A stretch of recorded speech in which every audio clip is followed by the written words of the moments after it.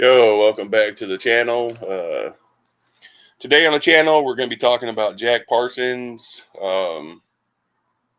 Ron Hubbard, the founder of Scientology, and a ritual that they did out in the desert in like the 30s, 40s. Jack Parsons ended up founding Jet Propulsion's Laboratory, which is basically like the biggest rocket company today, besides now Elon Musk, really. But he was in all kinds of weird stuff. He was in the occult and Aleister Crowley. And they did some weird rituals out in the desert in like New Mexico. And he was there during a lot of the nuclear testing. But yeah, L. Ron Hubbard, who founded Scientology, they were both doing all kinds of rituals out there. A bunch of weird stuff. And Jack Parsons says during one of the rituals that the Antichrist appeared to him and said he was going to basically use him to further his agenda. And he said the Antichrist appeared to him and he was a Muslim man. He called him like the Bilal Dajjal, which Dajjal is a Muslim word. So let's go ahead and get into it. I was waiting to see any viewers show up. I know Stefan will be here in a minute. Well, let's go ahead and get started.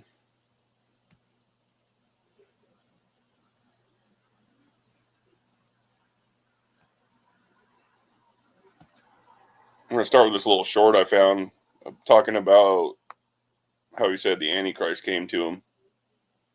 Jack Parsons is the reason we go to space, bro. He has a dream. He says he was contacted by a being named Belial Dajjal, which is the same word Muslims use for Antichrist. Muslims and Christians believe towards the end of time, someone will come claiming to be Christ when the world is in chaos. Everyone's starving, civilization collapses, like all hell breaks loose. And then this human being appears that says, I am God. Worship me and I'm going to save you guys. Antichrist. The Muslim word for it is Dajjal. It's the same concept. This guy, who's not even Arab, says he sees a dream that the Antichrist came to him in the dream and said, you are very important for my work. I'm going to help you get to rockets up. And he taught him how to make what he created for rocketry. Jack Parsons is... Yeah, it's pretty crazy. This guy was into... Jack Parsons had a lot of power back in the day in the 30s and 40s. Then, like I said, L. Ron Hubbard was with him in the desert. They were doing some type of ritual. And then L. Ron Hubbard leaves there and basically creates Scientology from there. So, yeah. So, we're going to get into this next video here. What's up, Stefan, if that's you, buddy? We're covering Jack Parsons today and Jet Propulsion Labs and a few things.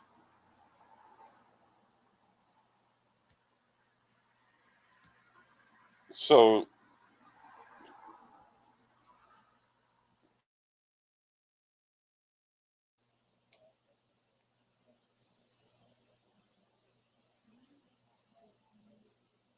yeah, I'll check. So basically they were in the desert and they did this ritual. They did this ritual called the Babylon working ritual, where they supposedly tried to summon the Antichrist out in the desert. And that's, pretty sure that's what this video here is going to talk about.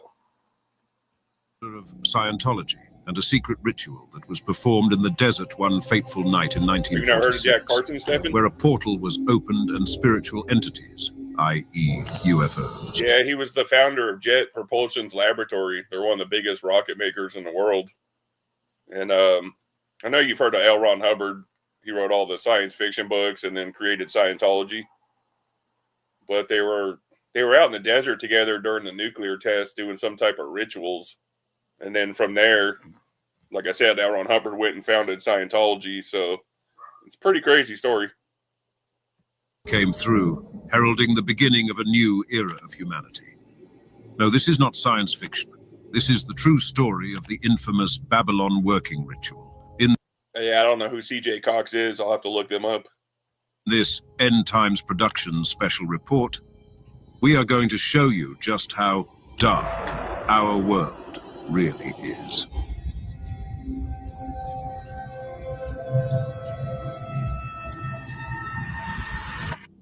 In the vast spectrum of 20th century occult practices, few have garnered as much attention and controversy as the Babylon working ritual. Orchestrated by the enigmatic figures of Jack Parsons, a brilliant rocket scientist and co-founder of the Jet Propulsion Laboratory, JPL, and L. Ron Hubbard, the founder of Scientology. This series of rituals sought to manifest the Thelemic goddess Babylon and usher in a new era of human consciousness. But what was the true nature of the Babylon working? And what does it tell us about the convergence of science, religion, and esoteric pursuits in the modern age? To fully grasp the significance of the Babylon working, one must first understand the Thelemic backdrop against which it was set. Aleister Crowley, a British occultist and mystic, founded the religious movement of Thelema in the early 20th century. Central to Thelemic cosmology is the figure of Babylon, a goddess figure embodying the liberating and transformative forces of the feminine divine. In Crowley's vision, Babylon would play a pivotal role in the forthcoming Aeon of Horus, I'll check it out, Stefan. A new era of human evolution and spiritual emancipation. Jack Parsons, an ardent follower of Crowley's teachings, believed himself to be a key agent in this coming transformation. While many knew Parsons for his groundbreaking work in rocketry, fewer were aware of his deep engagement with the occult.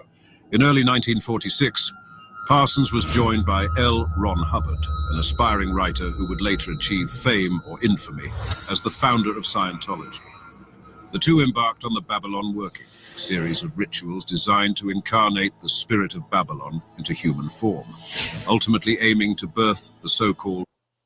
Yeah, I know L. Ron Hubbard wrote science fiction books. I don't know if it was War of the Worlds, but he wrote some of the more popular science fiction books. I know that for sure. Moonchild, a magical child heralding a new dawn for humanity. You've looked into the satanic... Yeah, see, the magical child. They're talking about the Antichrist. They were trying to bring forward the Antichrist, basically. I would say 5-6 years ago, there was a show they made about Jack Parsons and all the stuff he was into. I think this might be the show they're showing right here. I don't remember what it was on. It was on like one of the streaming services, but it was like a 2-season show. It was pretty good. Side of the occult, correct? They practice satanic worship. Yeah, that was from the show right there. She said he was conceived out of a nightmare during some satanic cult ritual. Welcome to Rules Talk. If you want to survive and one's human, you must remember these rules. 1. Do not board a school. Stefan said, some apologetics like they are doing are way over my head. Yeah, are they free grace? These free gracers are so weird. You see, I got the whole free grace community so mad at me right now. Oh, they're just too easy. They're too easy to troll. I got them all so pissed right now. Because I tell the truth and I'm exposing them all for liars. They know they can't do nothing except for be quiet. Drawing from a combination of Thelemic rites, Enochian magic, and their own innovations, Parsons and Hubbard conducted the ritual over several weeks. Yeah, and I got this other guy named Hyrudes in who keeps commenting on all my stuff. He's always on Toronto stuff. Yeah, I can say a lot about you from what I saw on your channel, buddy. They believed their efforts bore fruit when Parsons met and became involved with an artist named Marjorie Cameron, whom he considered the earthly embodiment of Babylon. There was an event that took place back in the late 40s, known as the Babylon Work. Yeah, and anyone who couldn't tell, that was a man right there, dressed up as a woman that they called Babylon. Working ritual. Now, this was a ritual that was carried out. I can't say too much more because that's a guaranteed strike. Out by Jack Parsons, JPL. You know, people will even to this day say that JPL stands for Jack Parsons Laboratories, but on paper it's Jet Propulsion Laboratories. JPL is major. It's a historic. I mean, so much surrounding this, so much history here. Jack Parsons was not professionally trained, yet he was. Yeah, Jet Propulsion's laboratory is still around today, and they have contracts with the government. They're one of the top producers of rockets and like rocket material in the world. tapping into high technology. Well, until basically Elon Musk came around with SpaceX. And building rockets. How do you do that without any type of formal training? There were no rocket programs in America before Jack Parsons. This is paramount to understand. Stefan said, no, the channel owner CJ Cox is Calvinist. Okay, but apparently believe in annihilationism. Some on the panel at the moment are free grace, but they know how to behave. They don't know how to behave themselves. Yeah, that's most free gracers for you. It's because they know they can't defend their position, so all they can do is call people names and start attacking. It's so hilarious. Understand. But yeah, there's some. I always say this is mind blowing to me. There's one Bible, but we have 80,000 denominations of Christianity. Like, let that sink in. How do we have one Bible but 80,000 different denominations within Christianity? Like, that is so insane. This guy was tapping into theosophy, thelema. So that means 79,999 are wrong. That's insane. That's a lot of people. Thelema, the religion of Aleister Crowley. He was a disciple of Aleister Crowley, and he was working with L. Ron Hubbard, who was the founder of Scientology. Interestingly, not only did L. Ron Hubbard start Scientology, but he was a science fiction writer. The movie Battlefield Earth with John Travolta, well, that was written by L. Ron Hubbard. Interestingly, also, John Travolta is a Scientologist, right? Now, I mentioned this because this is a man who writes science fiction. I saw something crazy. I was reading yesterday an article. They said that Travolta made it so far up in Scientology, he's now considered like a Kakan, which they say gives him the right to off anybody else inside Scientology, and Scientology won't even care, supposedly. I was like, wow, it's not surprising. I mean, the founder of Scientology's wife hasn't been seen in over 30 years. And his first wife ended up she ended up unalived.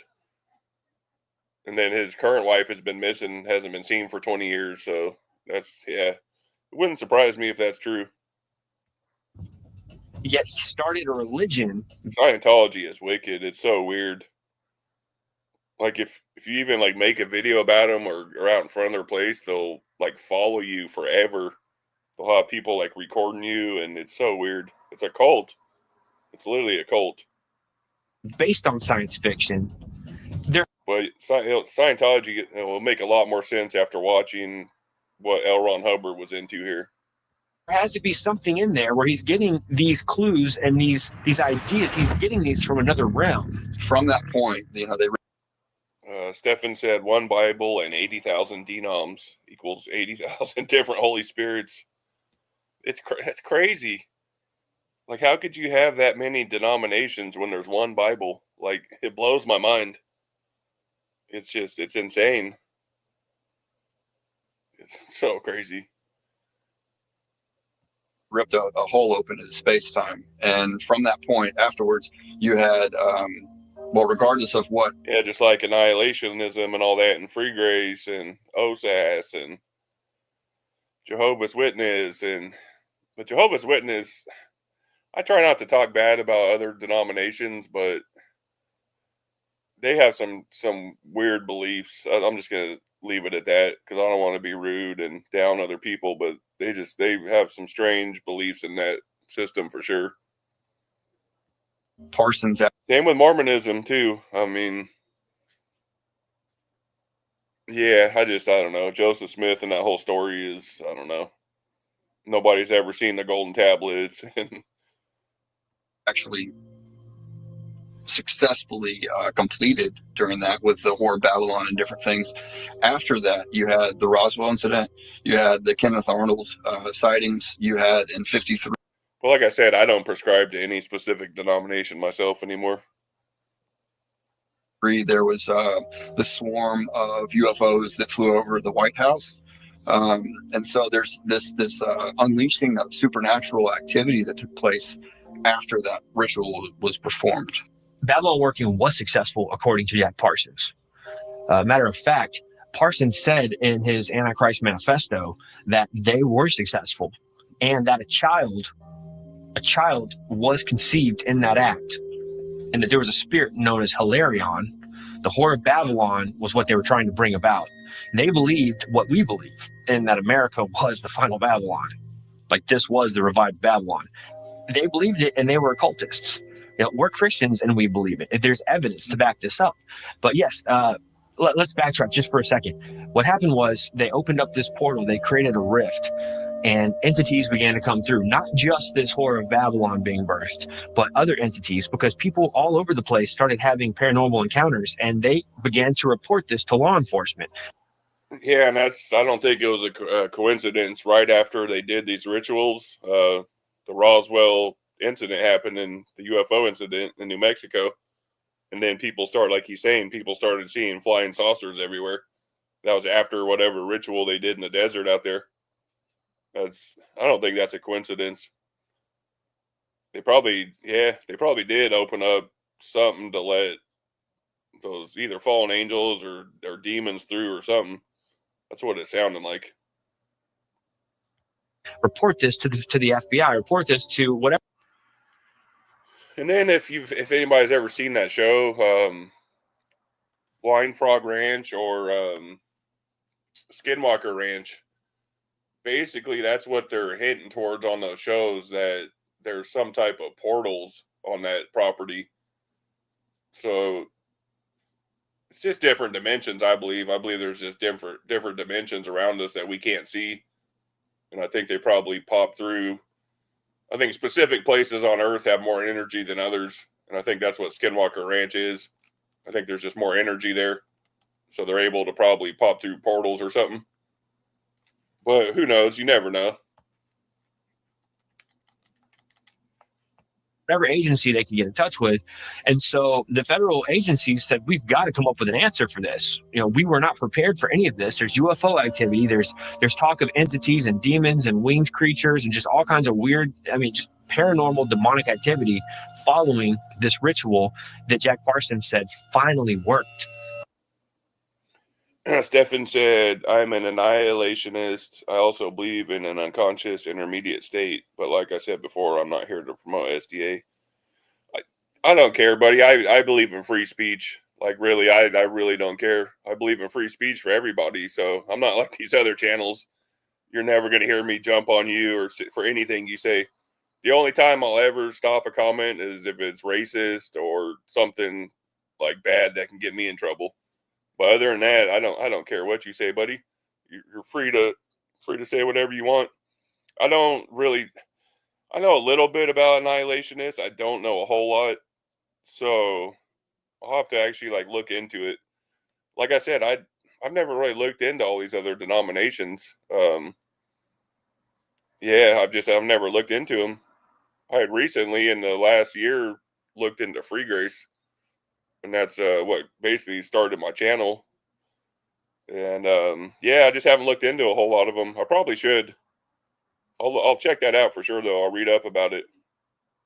But from what I read, that video we watched, I didn't see anything crazy from inside SDA. So, I mean, I don't prescribe to the thought that you have to be a specific denomination to go to heaven either. Like most of these other Christian channels, I don't believe that.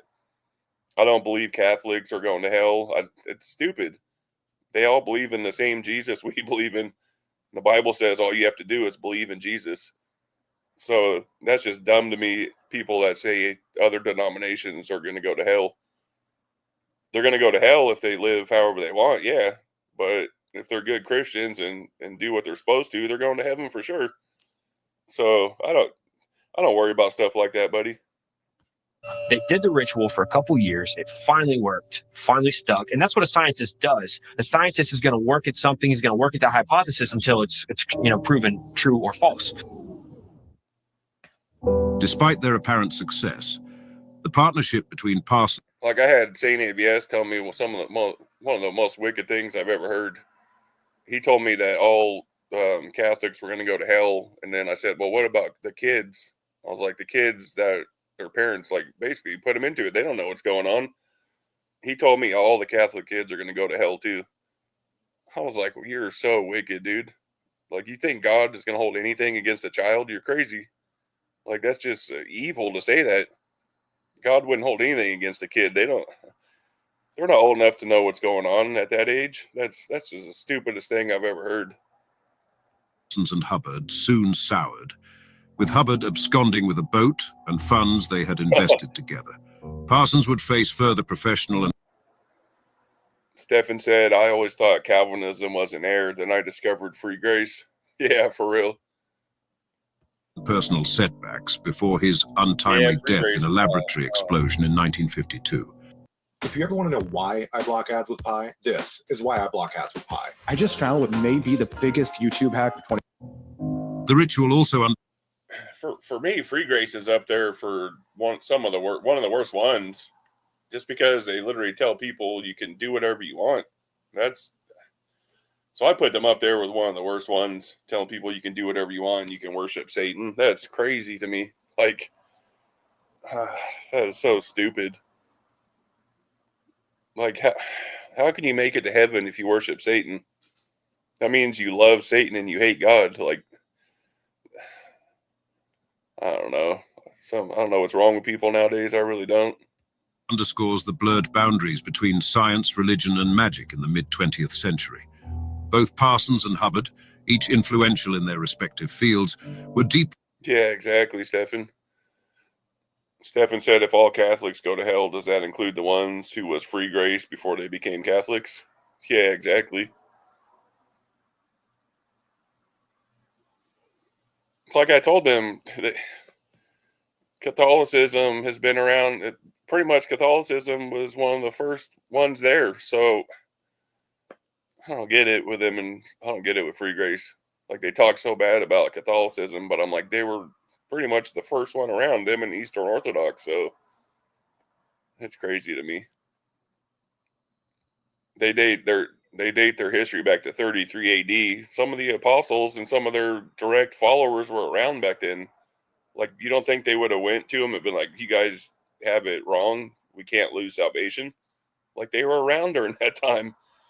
Like, it's not rocket science, guys. Enmeshed in occult practices, reflecting a broader societal fascination with the unknown. It's delinquency. It's satanic. Some kind of ritual, satanic in nature. I don't know. Satanic ritual? Oh, all the time. Just as Parsons and Hubbard sought to channel otherworldly energies through their ritual, society at large became captivated by the notion of otherworldly visitors. Yeah, a lot of people don't understand how their rituals work. Like, a lot of people don't understand when they go to a concert. A lot of concerts are rituals being performed using all the people in the stadium's energy. Like, people, they do rituals on TV right in our faces. People just don't understand what's going on. I think if a lot more people understood that, you'd probably see a lot less Christians at concerts like that. That gets into a whole deep other conversation, though, about frequencies and how they use frequencies, and especially like drill rap music, the low frequency they use it has different effects on the emotions.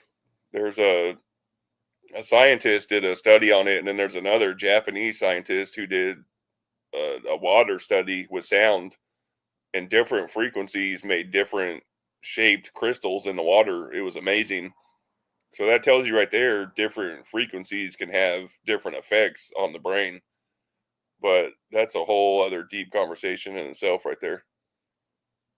It would take hours to break through all that. Maybe one of these days we'll get to that one. Aleister Crowley, the foundational figure of Thelema and a significant influence on Parsons, once Also, too, people don't understand, or don't. It's because they don't read the Bible, really, that Lucifer was in charge of music in heaven. So that's one of his greatest weapons against us is music. sketched a being he contacted during an earlier ritual named Lamb. The visage of Lamb bears an uncanny resemblance to modern depictions of grey aliens, with its oversized cranium and piercing almond-shaped eyes.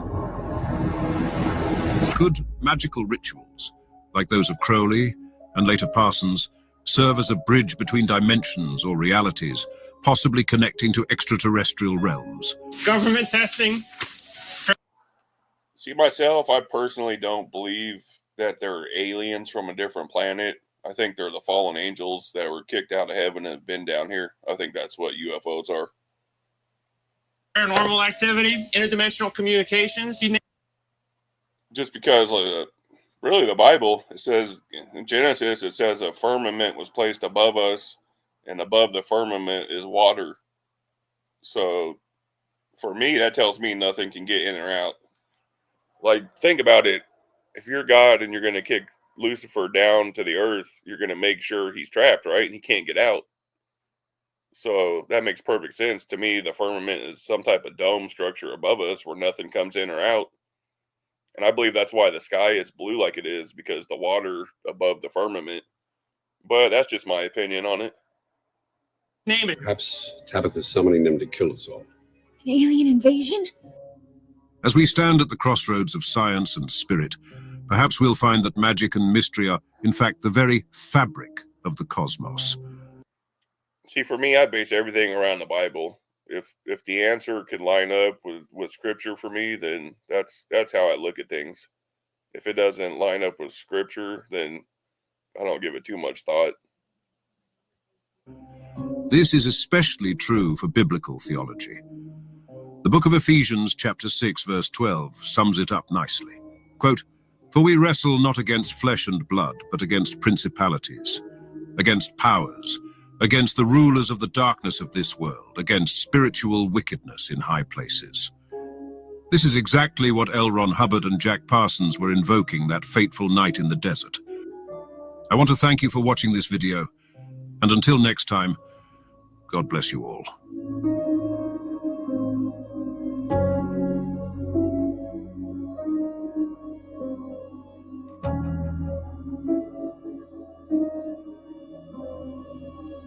Yeah, and Scripture also tells us who's in charge of earth. It makes it clear Lucifer's in charge until Jesus returns. It tells us that. Remember, he took him up on the mountain. What did he do? He offered Jesus the whole world if he would bow down and worship him, remember? So that tells us right there that he's in charge of earth. It's his domain until Jesus returns. All right, so now we're going to get into an actual documentary. Let me see. Stephen said, I agree. I don't think God will allow real aliens from other planets to visit this planet. Sin is only on Earth, as far as I understand the Bible. Yeah, exactly. That's exactly how I feel. So we're going to get into now a little documentary about Parsons and stuff.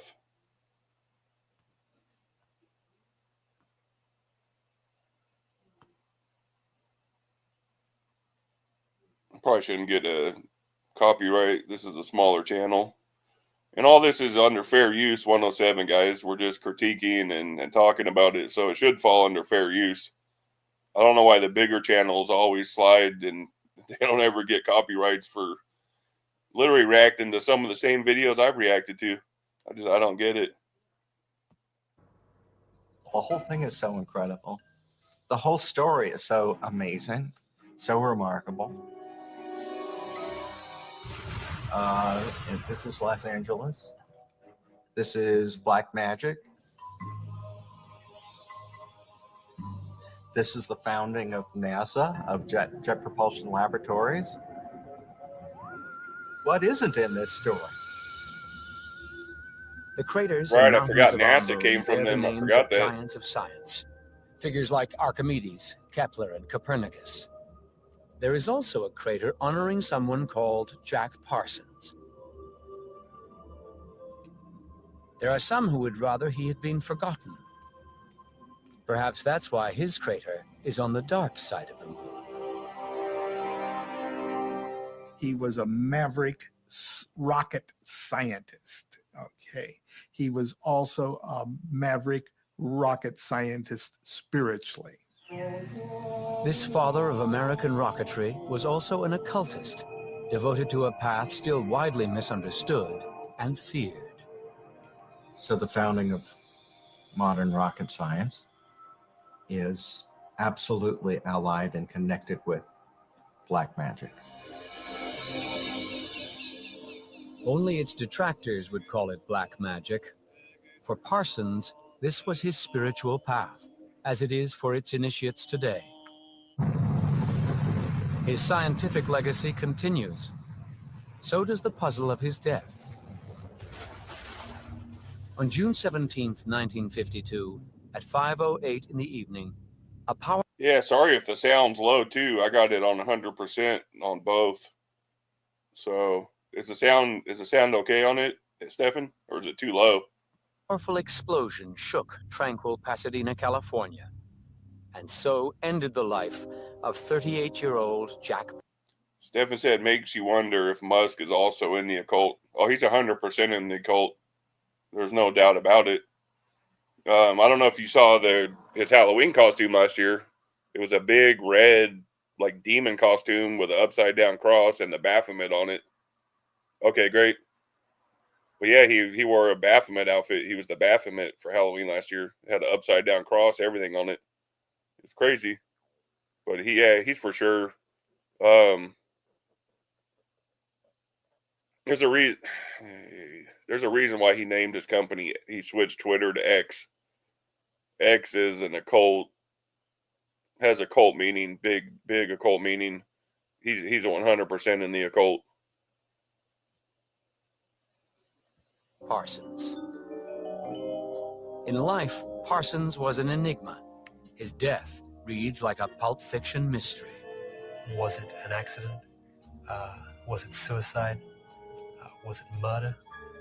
Was it a strange occult ritual gone wrong? Each world of Parsons that Parsons inhabited has its own ending.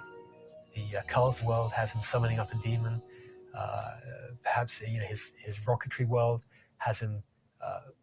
So basically, he died in an explosion. He got blown up. Basically, that's how he died. Perhaps making an accident from playing so fast and loose with his chemicals. His Los Angeles world has him being murdered in a kind of a film noir manner. The only way to unravel the mystery of his death is by finding a path through the labyrinth of his life.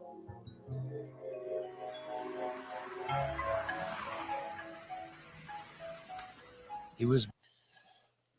Over the years, I've heard, I don't know if this is true, but I've heard when they sell their soul, they make an agreement, and basically they get an agreed upon amount of time to whatever deal they made. And they get a certain amount of time. And that's why you'll see a lot of celebrities dying at the age of 27. That's what I've heard. Who knows if it's true or not, but it could be. Born on October 2nd, 1914, at Good Samaritan Hospital Like a in lot of celebs, like James Dean, Jimi Hendrix, Jim Morrison, Janis Joplin, all died at 27. It's called the 27 Club. There's literally so many of them. It's crazy. Angeles. Jack was just a nickname for the child whose birth certificate reads Marvel Whiteside Parsons.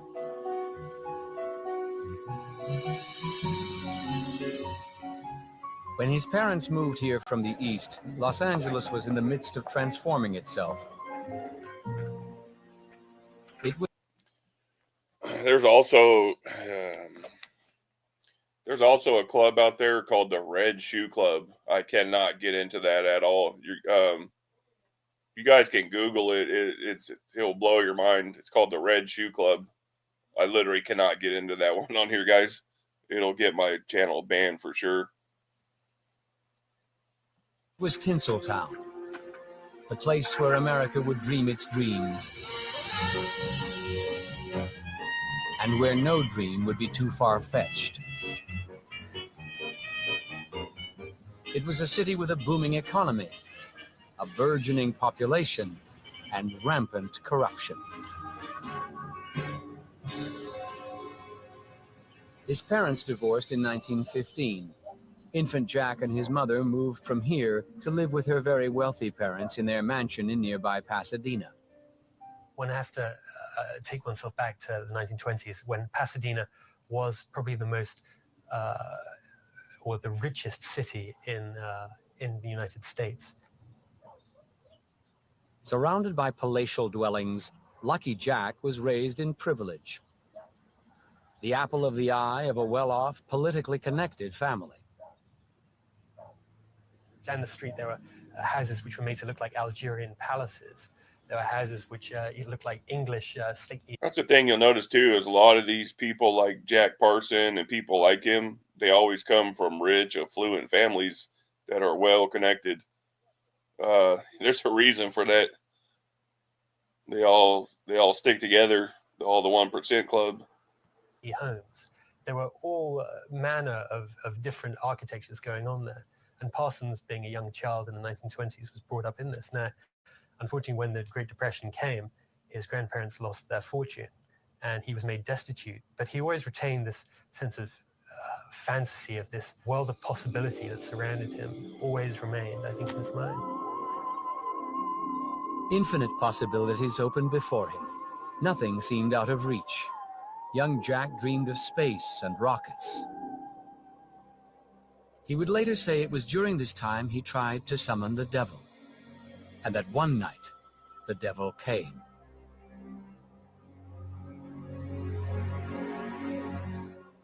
Perhaps frightened by this diabolic apparition, his occult endeavors soon took a back seat to his dreams of building rockets.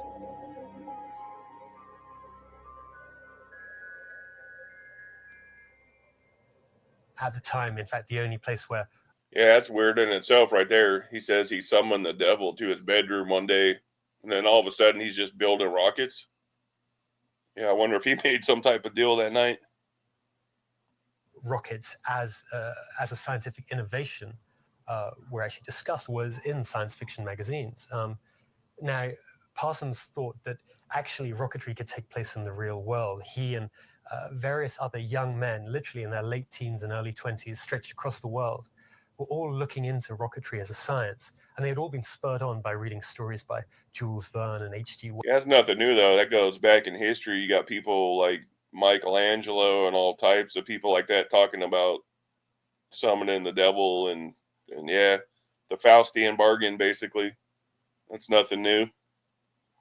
It's the same deal he offered Jesus. I was talking about a few minutes ago. It's the Faustian bargain, the same deal he offered Jesus on the mountaintop. Wells and the pulp science fiction magazines like Astounding Science Fiction.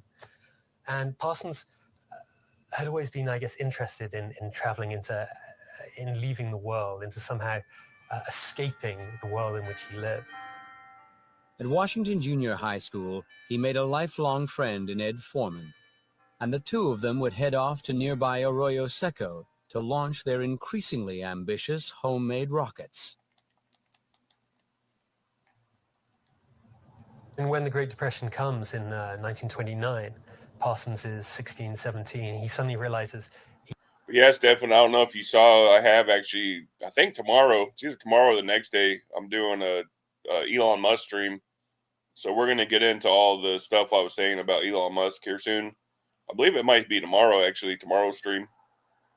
He has to work to not only support his mother, but also his grandparents, who had lost everything in the crash. He worked from his late teens in a variety of, they were called powder companies, creating dynamite and gelignite in giant vats in these shantytown villages on the West Coast. He's just doing donkey work, but all the time he's watching and listening and learning about explosives. And it was really through a process of experimentation that he came about working on rocketry as a science. It was very much steal some gunpowder or some dynamite from the factory, take it back home, go into the backyard, start fiddling around with it, and see what you can do with it. By 1935, the self-taught Parsons and Foreman decided they needed greater scientific expertise if their experiments were to go any further. And there was no better place to find that expertise than the California Institute of Technology. They were not greeted with open arms. Rockets were considered a subject fit only for pulp fiction. Eventually, they found at least a little support for their research at Caltech's Guggenheim Aeronautical Laboratory. These two guys, without any real scientific training, turn up at Caltech one day and ask around and they ask if anybody's doing anything in rocketry, and of course, they're laughed at. But then they happen to come under the wing of one of the mavericks of Caltech, Theodore von Karman, who was the professor of aeronautics at the time in Caltech. Van Karman introduced them to one of his graduate students. Yeah, I find it interesting too that he said when the Antichrist appeared to him, he was Muslim and called him the Dajjal. That's interesting to me. Like I said, I'm under the belief that the Antichrist is going to be Muslim. I've just always felt like that. Frank Molina. Together, Foreman, Parsons, and Molina would become the nucleus of Caltech's Rocketeers. Which institutions did Musk study at? That's a good question.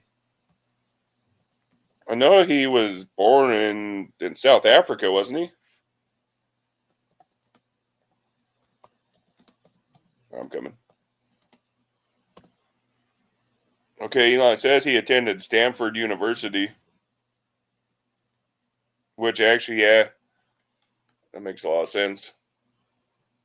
I think he probably did some other schooling too, but it says he went to Stanford. With only moral support from the university, they were forced back to Arroyo Seco to continue their tests. Eventually, successful experiments would regain them admission to the campus. Professor Judith Goodstein is a historian of science and Caltech's archivist. After the successful test in the Arroyo, the Rocketeers came back and were able to try out different techniques in this building. Now, one of the most unsuccessful or most famous involved attaching to one end of a very long cord, a cord that was suspended from the third floor of this building to the basement. At the end of the cord was a small rocket engine and some fuel. Unfortunately, the fuel exploded, and it was a combination of NO2 and alcohol, and it left, beside a very large noise, it left a thin layer of rust over all of the equipment in the building, and as a result, the Rocketeers were banished from this building. Well, somehow they Yeah, he left South Africa at 17. Okay, that's what I thought. I remember hearing his dad was South African. Well, technically he is too. Pretty much a charmed life throughout all these explosions. There was one incident when they had been thrown out of the aeronautics building where their first experiments had taken place. So they'd been forced to build a corrugated iron shed outside. And they were doing an experiment with a rocket in this. From what I've heard too, is Elon Musk's dad wasn't a very good person. I've just heard stories here and there. Corrugated iron shed. I got it. When suddenly an explosion ripped through the shed, throwing Parsons out of the shed onto the floor and sending these bits of incredibly sharp metal flying through the air, narrowly missing one of the members of the team. Now, that was about as close to death as they came. Somehow, through probably exuberance and sheer kind of youthful good luck, they managed to survive. Accidents led to our Rocketeers being tagged the Suicide Squad. But despite the mishaps, their experiments were feeding the science fiction dreams of the era. And science fiction had a growing group of devotees. On the first and third Thursday of each month, chapter number 4 of the LA Science Fiction League met here at this landmark, Clifton's Cafeteria. Among the writers that gathered at Clifton's were the fathers of modern science fiction, like Robert Heinlein, Ray Bradbury, and a young Forrest J. Ackerman. Jack Parsons came to one meeting of the Los Angeles Science Fantasy Society. I remember him, who was a striking, black-haired young individual. He mainly entertained us speaking about the potential of space travel. While LA science fiction writers and fans continued meeting twice a week in the surreal ambience of Clifton's Cafeteria, Another of Parsons' boyhood enthusiasms was about to reawaken.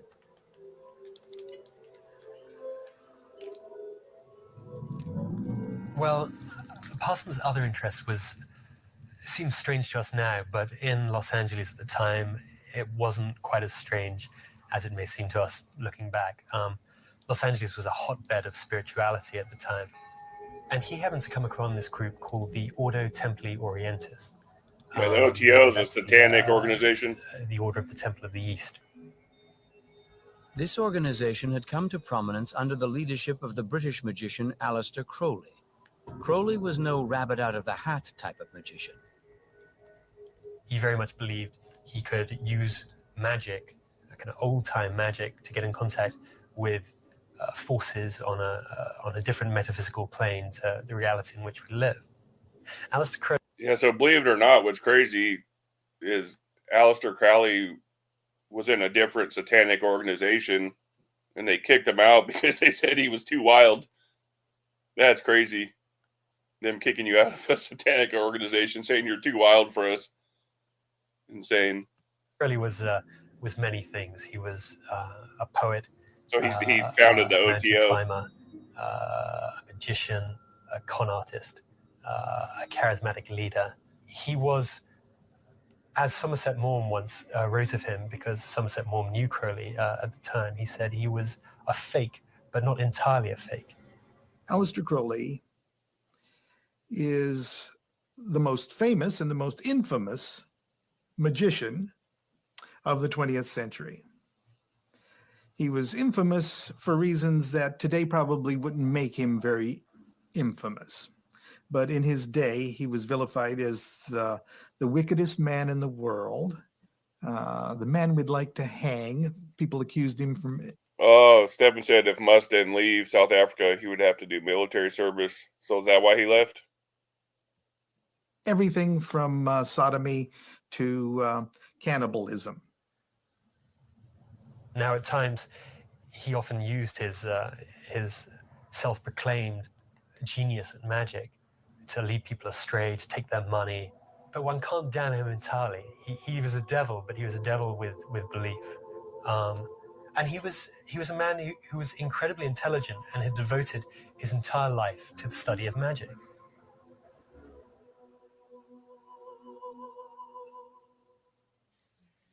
In January of 1939, Jack Parsons and his wife Helen found themselves participating in an unusual ritual which, they would later discover, was the central religious ceremony of Crowley's Ordo Templi Orientis.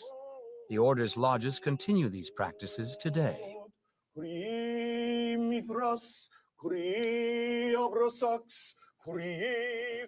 This was the threshold of Parsons' initiation into the world of magical theory and practice.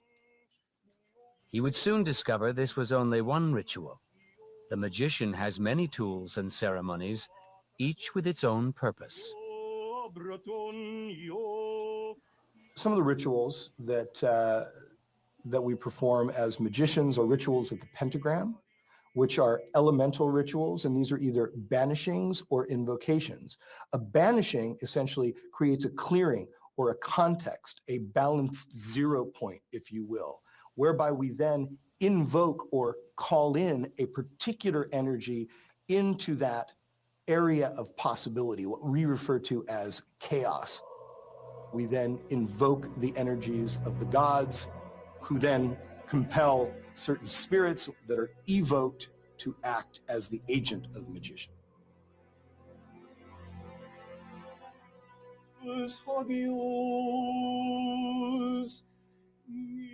No doubt, the rejection of sexual hypocrisy in Crowley's enterprise was attractive to Parsons. But more than anything, he was excited by Crowley's explicit goal of harnessing the method of science to the aim of religion. This approach allowed for a psychological explanation of the magician's arcane ceremonies. This particular spirit has been known to be helpful in this kind of a thing. I evoke that spirit to visible appearance.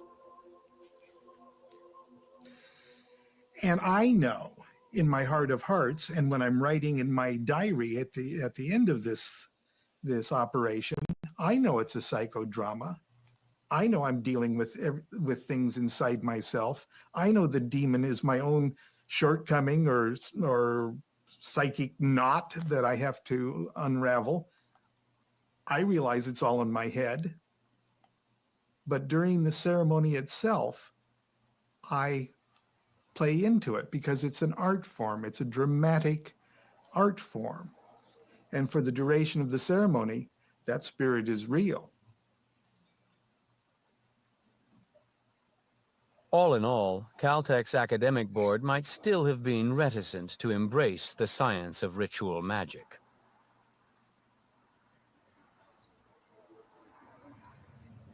Of course, it would have been hard to see that, seeing Parsons attend one of the OTO's rituals, and you see people, reciting these very, purple prose like Osiris and Horus and calling on all the gods of ancient Egypt, and then seeing him kind of working hard on a rocket. Yeah, it's just basically all the fallen angels, guys. That's who they're calling the fallen angels. It would obviously seem a little strange to us, but I don't think in his mind it was at all. Parsons was passionate about his rocket experiments as well as his magical explorations. For most people at the time, both were nothing more than fantasies and science fiction.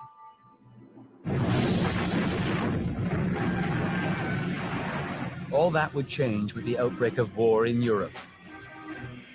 Not even science fiction proved too far-fetched in the search for new military technologies. Caltech was approached by the government to develop something never before attempted. A device to help shorten the distance heavily loaded planes needed to take off in combat zones. Every other aeronautic group had said it was impossible.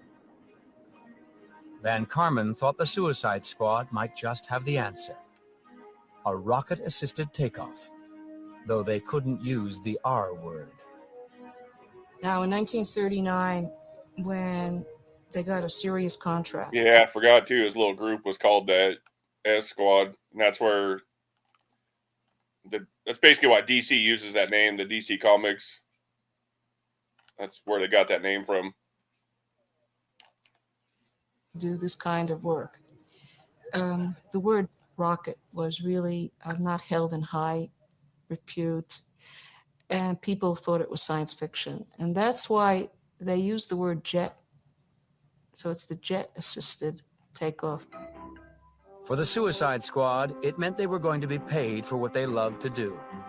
And more than anything, they were for the first time being taken seriously.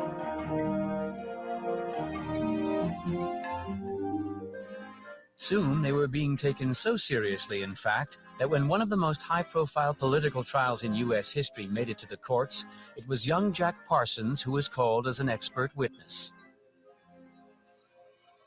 In a story as strange as ours, no one should be surprised at unlikely coincidences.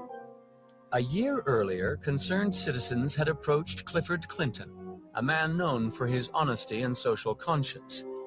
They wanted to enlist his aid in doing something about the massive corruption at City Hall. This indeed was the same man who owned the cafeteria where the science fiction buffs met. For his trouble, Clinton ended up in a wheelchair when his home was dynamited. That didn't stop him. Oh yeah, I looked up this show I was talking about earlier about Jack Parsons. It's about all this. The show was called Strange Angel, and I don't know where you can watch it at. Oh, you can watch it on Paramount Plus. That's what it was on, Paramount Plus. But the show is called Strange Angel. It's a pretty interesting show. A warning, if you do watch it, there was a few scenes of nudity in it, here and there. But yeah, they covered pretty much all this we're watching right now. He had already hired Harry Raymond, a private investigator. It's not a documentary, it's like an actual show with like actors. But the guy they got to play him looks just like him. It was crazy. Raymond's investigation, however, came to a sudden halt when a car bomb almost killed him as well.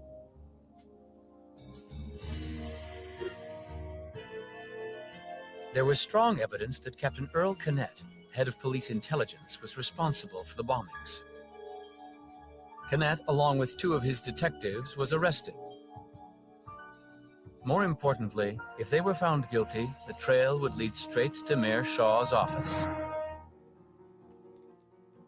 Parsons reconstructed the bomb from fragments at the scene. Evidence from the crime provided all the clues he needed to determine the identity of the explosive mixture.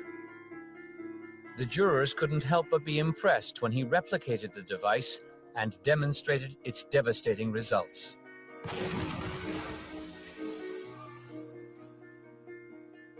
Parsons' testimony was key to sending Canet away for 10 years. Shaw became the first mayor in U.S. history tossed out in a recall. Some say that it was here that Parsons sowed the seeds of his own fiery destruction.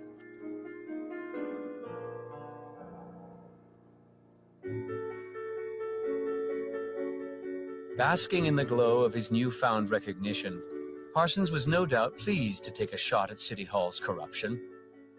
All his life, Parsons had been outraged by society's hypocrisy, dishonesty, and repression.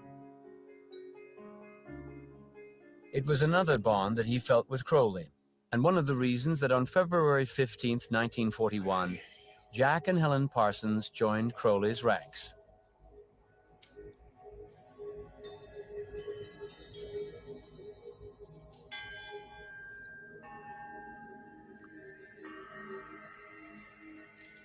Crowley had announced a new age, an age governed by a new law, Thelema, do what thou wilt. For Crowley, Yeah, that show, it gets into all this. It shows them going to like all the, basically their satanic meetings or whatever. And it shows, yeah, it gets into all that. It was pretty interesting. I was actually shocked they told about all that. I didn't think they were going to tell like everything like they did. I was like, wow, okay. and the Thelemites, this wasn't a call for anarchy. I didn't think they'd get into like all the rituals and all that stuff. It was a demand on each person to discover their true will, their deepest calling, and the right to carry it out without the interference of others. This was not just magic to transform your life, but magic to change the world. If do what thou wilt is the whole of the law, then Crowley's message also said, love is the law, love under will. Do what thou wilt. It was a social message that Parsons endorsed, as do modern Thelemites. It's obvious that we are in need of a great social change. We are obviously in need of a paradigm shift of the highest order in order to move us into a way of being that is completely beyond where we could possibly imagine things to be. A world of fullness, a world of abundance, a world of peace and harmony and joy and pleasure that just does not exist now. And in order to do this, we have to really release and let go of the way we have existed and find a new way of being. And for me, and many of my brothers and sisters, Thelema exists as that paradigm shift. And Sir Alistair Crowley. Parsons embraced the challenges of this strange new world he found himself in, just as he had always delighted in the challenges of his rocketry. Are to come. May their essence be here, present, potent, puissant, and paternal. Soon after Parsons joined the order, the Suicide Squad informed the Army they would have a working JATO ready in a few months. But the week before a pilot would put them to the test, the rockets exploded.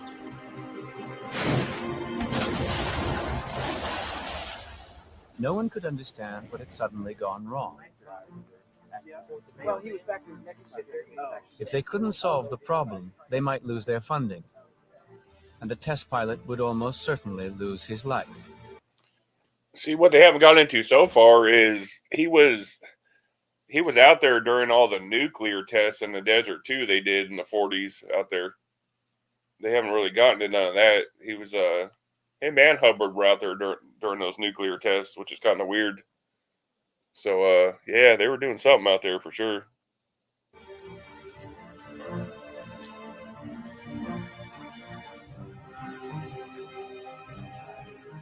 The stakes were high. These were weapons of war. Could jet-assisted takeoff ever be made to work? If Parsons couldn't solve the mystery of the exploding JATOs, the dream was doomed. On August 12, 1941, rocket-assisted takeoff was used for the first time to help a plane get off the ground. The misnamed JATO worked, but there was still a problem to solve. Without a more stable fuel, JATOs would never be more than a dangerous curiosity.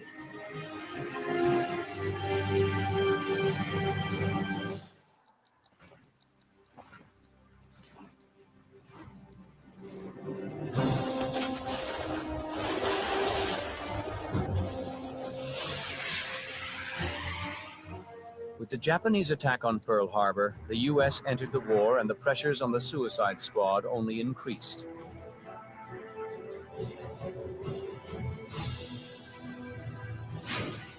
They desperately needed to solve the mystery of the exploding JATOs. Again, Parsons' infallible intuition led him down paths no one else had ever dreamed of taking. A road right to a new and improved fuel that would usher in the space age. No one was laughing at the Rocketeers now.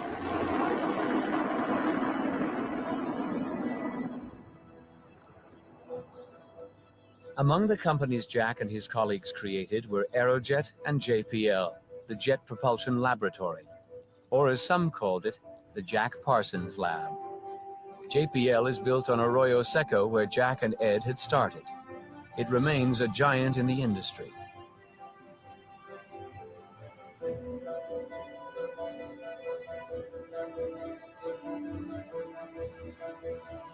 There are those who say that it was this very success that spelled the doom of Jack Parsons. Now, with government regulation came a whole host of scientists from chemistry, from physics, who were brought in to really start building more and more rockets for the government. And when they stepped in, they realized that Parsons and his colleagues, although they had started this whole thing off, although they had started rocketry off and they had given it its impetus when nobody else was interested in it, they just weren't the sort of people to work within a government agency. You know, Ed Foreman, Jack Parsons' friend, would turn up kind of bloodied from his latest motorcycle crash. Jack Parsons would turn up and start fooling around with all sorts of explosives he wasn't meant to. So slowly but surely, the powers that be started squeezing the original members, the original founders of rocketry in the United States, out. They were just seen as a liability to what would eventually become the military-industrial complex. And Parsons, with his previous kind of friendships with communists, with his interests and membership of a religious cult, was all too easy to squeeze out of the business. Yeah, that's the other thing, too. He was... Basically, he was a member of the Communist Party, too. And all the FBI came and talked to him a few times and stuff. Yeah, pretty crazy story. Always found this interesting. Yeah. He challenged conventional thinking. He challenged conventional social thinking. And the social mores of the time then were different from today. And as we know today, people are uncomfortable with alternative lifestyles. Helen Northrop was Parsons' first wife. They had met in Pasadena at a church dance, and soon after were married, I think when Parsons was in his early 20s, 20, 21. And the two had stayed together. This was before Parsons was interested in magic or the occult. And they had a happy life for the first few years in Pasadena. But then Parsons got involved in the OTO and the occult life. And when he started, suggesting they sleep around and have an open relationship, Helen was, slightly nonplussed by this. But nevertheless, she went along with it. While Parsons went off sleeping with many of the OTO's characters, Helen ended up with the head of the OTO at the time, who Parsons would later supplant, Wilfred Smith. So Parsons led a very open, alternative lifestyle in the 30s, then it wasn't the thing to do. Now, things weren't helped by the fact that at the same time as Parsons was sleeping with other people, he was also sleeping with Helen's younger sister, Betty. Yeah, that's why I was saying a heads up if anybody does end up watching that show, they get into all this. It wasn't, from what I remember, it wasn't too bad, but there was some nudity here and there in it. It was a pretty messy household at the time.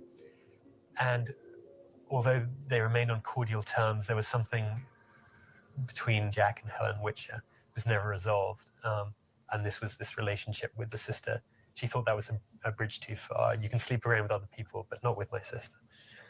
But anyway, Parsons divorced Helen, and Helen took up with the head of the OTO, Wilfred Smith. It seems unlikely that Crowley would have had any moral problem with these goings-on. However, he certainly didn't want his life's work reduced to a wife-swapping club. Crowley removed the head of the LA Lodge and replaced him with Jack. In their correspondence, Crowley often referred to Jack as his son, just as Jack called him father. His growing involvement in what is often dismissed as a black magic sex cult did more than raise some eyebrows. Before too long, Parsons was under police scrutiny, both for his alleged communist sympathies as well as these other questionable activities.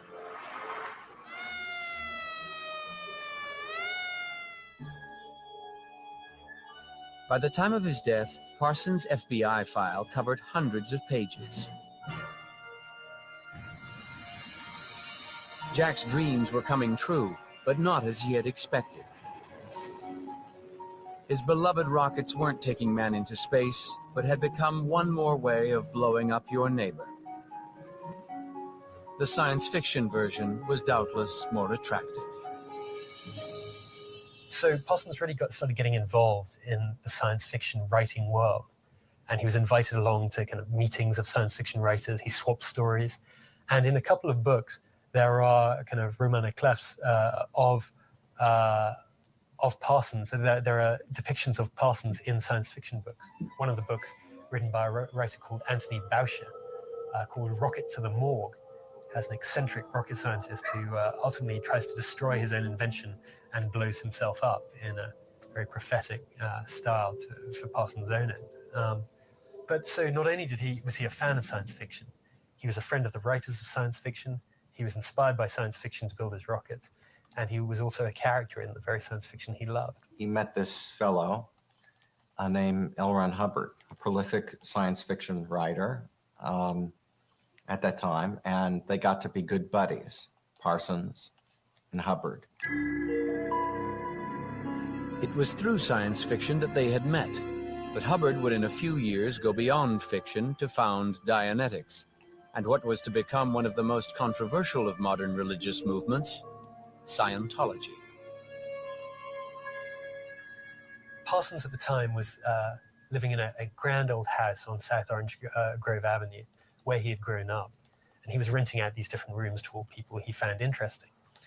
Now, when Hubbard came to live there, they began practicing magic together. But as the general rule of the house was Crowley's "do what thou wilt shall be the whole of the law," and as open relationships were generally, said to be okay by Crowley, Hubbard ended up sleeping with Betty. And despite Crowley's creed, Parsons couldn't restrain his jealousy.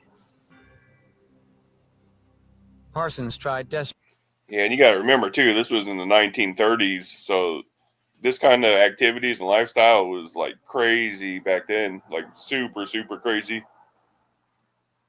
Desperately to rise above the emotional turmoil and maintain his friendship with both Betty and Hubbard. They're even doing magical experiments together, and there's evidence of it with Parsons' writings, and that L. Ron Hubbard was a scribe while Parsons is doing black magic ritualism and so on. And there is L. Ron Hubbard's scribbling, looking to see if the Thelemic masters have come in and whether these ectoplasmic beings and these demonic beings have arrived. To Jack, the most important conjuring that he and Hubbard would undertake must have been the summoning up of a replacement Betty, an elemental spirit in the guise of a woman. Some of Parsons' other magical rituals involved sex, and who or what would be a better partner than a magical creature? Parsons and his elemental would then not just summon up some demon, they were going to cause a goddess to incarnate, the goddess Babylon. In Aleister Crowley's system, there's the Beast 666, and there's Babylon. Babylon is sort of the dark female goddess.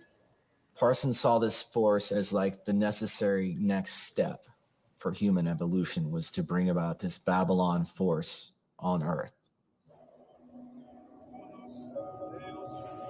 All of this was perplexing, not just to the uninitiated, but also to many of Parsons' colleagues and friends. Crowley himself didn't approve. He thought Jack was losing his way. Parsons returned to the desert and received the Book of Babylon, which he saw as an extension of Crowley's revelation. If Crowley was, in his challenge to Christian lies and hypocrisy, the great beast, Parsons would declare himself the Antichrist. On January 18th, 1946, having returned from the desert and the evocations of the elemental spirit, he found Marjorie Cameron at his door. His elemental was, as he dreamt, red-haired, green-eyed. There was no doubt in his mind, he wrote to Crowley, I have my elemental.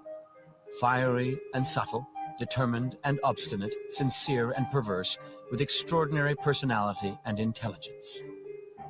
She participates in his sex magic, but not because she believes in it, at first. Meanwhile, Parsons' relationship with Hubbard became increasingly complex. Yeah, and that's magic, M-A-G-I-C-K. They spell it different. Tried to convince Parsons to invest his money in a project to go and buy yachts in Miami and sail them around through the Panama Canal and then sell them in Los Angeles. And Parsons had invested his entire fortune gained from his rocketry work and so on in this company. But no sooner had Hubbard gone to Miami to buy the boats that he started refusing to return Parsons' calls. And it was pretty clear at that point, at least witnesses at the time say, that Hubbard had ran off with not only with Parsons' girlfriend, but with his money. In a cable, Crowley wrote, "Suspect Ron playing confidence trick. Jack Parsons, weak fool. Obvious victim. Prowling swindlers." Hearing this, Parsons used his last few dollars to get to Miami. Hubbard and Betty had bought 3 yachts. Parsons tracked one of them down to a public dock. He went to court and obtained a temporary injunction to stop the sale of the yachts.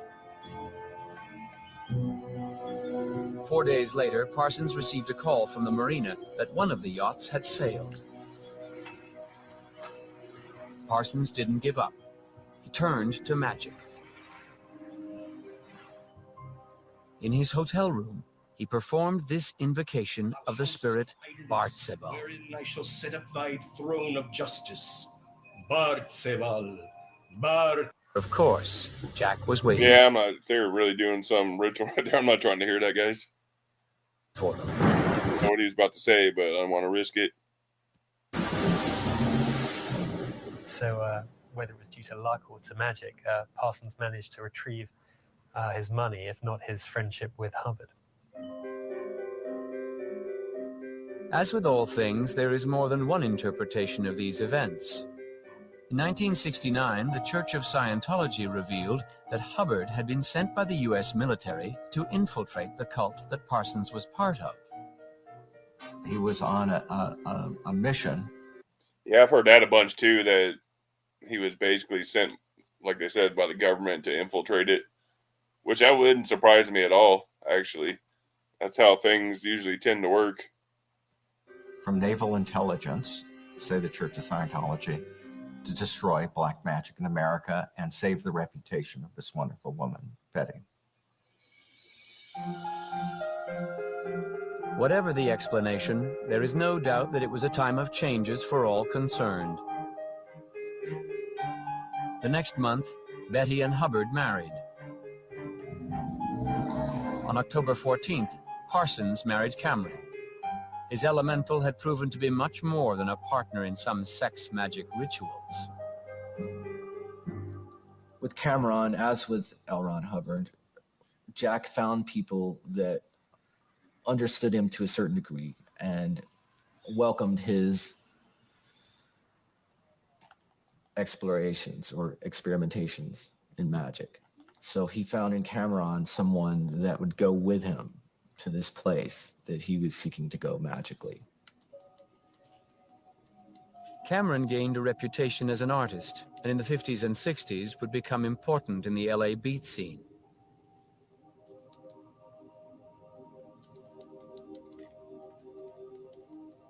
Unfortunately, the two weren't terribly suited to each other. Parsons was very fragile mentally at the time, having been excluded from so many of his core interests. And Cameron wasn't one to, or she rather entered into the spirit of do what thou wilt shall be the whole of the law with more vigor than Parsons ever had. She ended up running down to Mexico, sleeping with a matador down in Mexico somewhere, and Parsons realized that he hadn't just conjured up, his perfect wife. He'd conjured up this woman who was going to push him to the limits of his sanity. In 1947, the latest FBI investigation led to Parsons being declared an undesirable employee for national defense work. It left him almost unemployable. It took 2 years, but things were starting to look up. Jack's security clearance was returned, along with his back pay. Yeah, go ahead. Then he was approached by the emerging state of Israel to help them. My bad, guys. You hear me talking randomly. I'm helping my friend on a game too at the same time. Start a rocket program. At the time, Got my Parsons headset on. I'm in a party with him too. was working for Howard Hughes Aircraft Company. In preparing his report for the Israeli... Howard Hughes, he was another interesting guy. Yeah, his story was pretty crazy too, Howard Hughes. He had a pretty interesting life too. They made a movie about him too. It's called The Aviator. I think Leonardo DiCaprio played him. It was actually a really good movie. He ended up going crazy towards the end of his life. He asked a secretary at Hughes Aircraft to type up some of his handwritten notes. This led to accusations of espionage, and the FBI moved to prosecute. Cameron, hearing of his troubles, returned to be with him. It would take another 2 years for the charges to be dropped. But this ordeal had robbed Jack of more than just time. He was reduced to making explosive squibs for Hollywood films. So that's how the man who founded the American rocketry complex was ended his life as a special effects designer. As interesting as a rocket program in Israel sounded, nothing was certain. In any case, Israel could wait. Now free to travel, Cameron and Jack decided to first go to Mexico. They were planning to leave the country. They were going to Mexico, Cameron and Jack. And Cameron went out to gas up the car. While Cameron was out, Jack went to fill a last-minute order from a movie studio that needed some special effects explosives. The last person to see Parsons alive was his lodger who lived in the same building as Parsons' laboratory. His name was Greg Gansey. Now, Gansey recalls going down into the garage where Parsons did his chemical work and seeing Parsons stirring various pots and clicking various funnels. And he said to Parsons in a jocular tone, "Whatever you do, Jack, don't blow us up." And the last words he remembers Parsons saying as Greg walked up the stairs back to his apartment was, "Don't worry, everything's okay." Then Greg Yancey, the next thing Greg Yancey remembers is a giant explosion taking place. He's in his apartment upstairs. The grand piano he has in his apartment is lifted off the ground and shatters to the ground. He rushes downstairs, and with his colleague, they find Parsons on the floor. But somehow Parsons was... Yeah, it's pretty strange. That's how he basically goes out in an explosion, considering what he did and stuff. That's just crazy. Can't be a coincidence. Still alive. They call for the ambulance. That's a pretty big explosion right there. It blew the whole side of the house off. That's got to be more. I don't know. I don't know how bombs work, but that seems like more than just chemicals to me. That's a pretty big explosion right there. Police came. Parsons was taken to our hospital, but his injuries were too severe, and he died within an hour. Now, curiously enough, to add even more tragedy to the day, once Parsons' mother, who was still alive, was told that Parsons had died, she took an overdose of sleeping Wow, she was a big woman, a large woman. pills and killed herself. So she died 3 hours after her son. No, looks like she was like probably 6'1", 6'2". She's big. She's like wide. Not like, I'm not talking like, she's like big boned. It looks like big. It was a very strange and tragic day in Pasadena. Now, why did he die? Many still refuse to believe the official explanation that his death was just a tragic accident. To the mystery of Parsons' death, some answer, perhaps with tongue-in-cheek. We thought, well, possibly Parsons conjured up a fire devil with all of these explosives around, and that's what blew him up.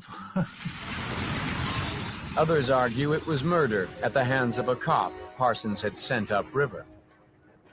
Was that explosion in which he died the result of that detective gaining vengeance on Jack Parsons? The cops he had helped send away had been found guilty of exactly that, blowing up people who got in their way. One of them, Captain Canet, had been released from prison a few days earlier.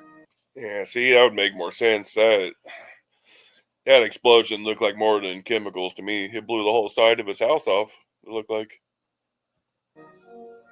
Cameron always believed that Howard Hughes was behind Jack's death, believe it or not, and which could be plausible.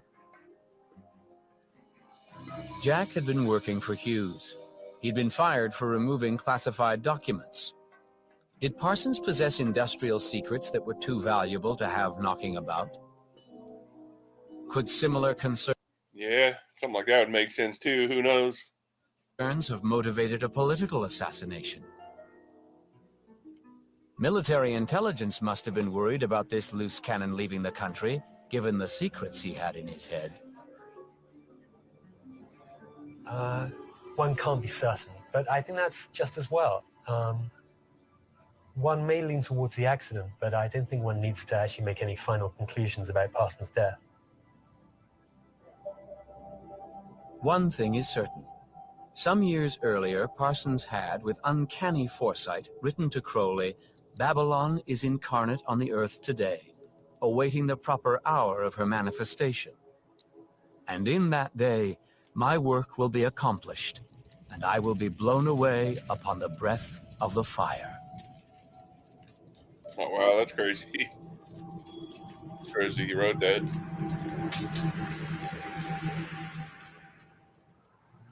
Preachers on TV tell me I'm living wrong. Yeah, I found that, I don't know, I always found that story just interesting and makes you wonder what they were really doing out there. And then, yeah, it's pretty crazy story. But yeah, Stefan, tomorrow, I just looked, we got Elon Musk on tap for tomorrow. So we're going to get into all that stuff you were asking about earlier and his whole background and all that and stuff. And then possibly we'll get into maybe like some Neuralink. But yeah, we're at 125. Sounds good. I think we'll stop it here. You got any topics you want to go over here in the next week or so, Stefan? You know anything you want me to cover?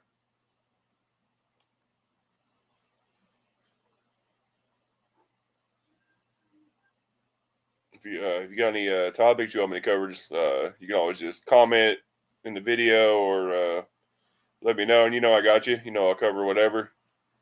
But yeah, I'm gonna go ahead and call it here, guys. Ended up being a pretty good video. All right, sounds good, dude. But yeah, like I said, I like doing off the wall topics like this and stuff not everybody else always covers. But yeah, I'm gonna go ahead and call it here, and I'll be back at the same time tomorrow, 3 p.m. And we're gonna cover Elon Musk tomorrow. All right, Stefan, buddy, God bless. I'll see you tomorrow, bud.